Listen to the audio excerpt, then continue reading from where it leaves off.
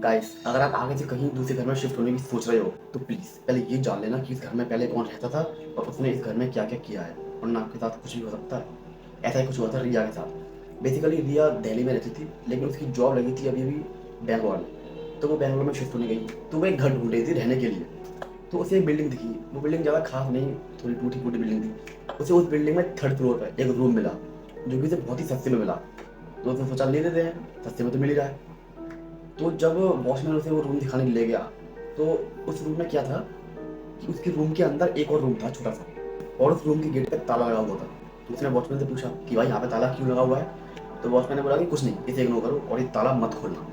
तो उसने बोला कि क्या ये नहीं खोलेंगे। जब वो थक हार के रात में आराम से सो रही थी, तो उसी रूम से नॉक करने की आवाज़ आई, ठक ठक ठक। तो उसने सोचा कि आ रही हो कि कहीं से, क्या ये छोड़। एंड जब वो अगली रात को दोबारा सो रही थी, तो उसे दोबारा यही आवाज़ आई। वो इस बार उठ गई और उसे लगा कि शायद उसी रूम से आवाज़ आ रही है। तो रूम के नीचे कुछ होता है देखने के लिए। तो उसने वहाँ से देखा, तो उसे कोई नहीं दिखा। तो उसने सोचा कि मे बी कहीं और से आ रही हो। तो जब वो सोने के लिए बेड की तरफ मुड़ी, तो दोबारा से आवाज़ आई, ठक ठक। इस बार उसे कंफर्म हो गया कि आवाज़ इसी रूम से आ रही है, पीछे से।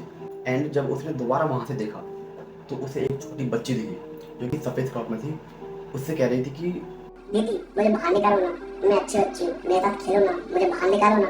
रिया इतना डर गई कि सुबह होती वो वॉचमैन के पास गई और उसने गुस्सा करना शुरू कर दिया कि आपने मुझे बताया नहीं कि इस घर में एक लड़की रहती है ऐसे ऐसे।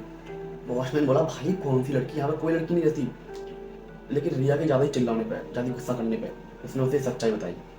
वॉचमैन ने बताया कि 10 साल पहले एक फैमिली यहाँ पे रहती थी। उसमें एक हस्बैंड वाइफ थे एंड एक 5 साल की छोटी सी बच्ची थी।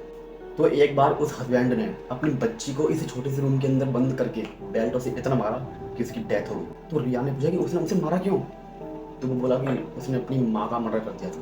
और रिया का दिमाग घूम गया कि छोटी बच्ची कैसे मार सकती है, लेकिन उसने बोला कि यही सच्चाई है। रिया इतना डर गई कि उसने वो बिल्डिंग छोड़ने का फैसला कर लिया और उसने आसपास घर ढूंढना स्टार्ट कर दिया, लेकिन उसे कोई घर मिला ही नहीं।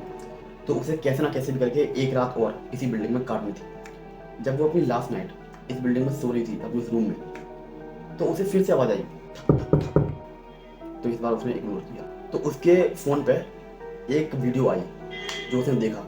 उस वीडियो में रिया ने खुद को देखा कि वो सो रही है और उसके सिर के पास एक बच्ची खड़ी है सफ़ेद फ्रॉक पहन के। ये वही बच्ची है जो उसने उस रूम के अंदर देखी थी।